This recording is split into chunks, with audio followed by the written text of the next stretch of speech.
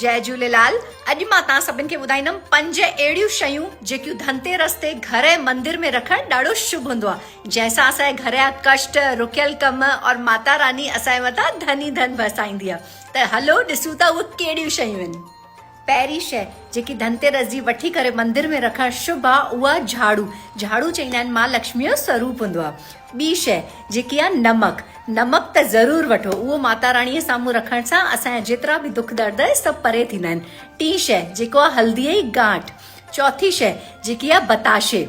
और पंजी शइ सभिनि खां इम्पोर्टेंट जेको आहे कुझु पाण ख़रीदंदा रहंदा आहियूं, जीअं की चांदी, सोनो, कुझु बि। अगरि तव्हां चांदी या गोल्ड, सोनो नथा वठी सघो त तव्हां बासण बि घर जा वठी था सघो। इहे आहिनि उहे 5 शयूं जेको वठणु ॾाढो शुभ हूंदो आहे। मां त वठंदमि धनतेरस जी इहे 5 शयूं, लेकिन मां चाहियां पई मुंहिंजा भाउ भेण बि इहे सभु वठनि और हुनजे घर जा बि सभु कष्ट दूर थियनि। मुंहिंजी तरफ़ां तव्हां सभिनि खे धनतेरस जूं ॾाढियूं ॾाढियूं करोड़ करोड़ वाधायूं। जय झूलेलाल।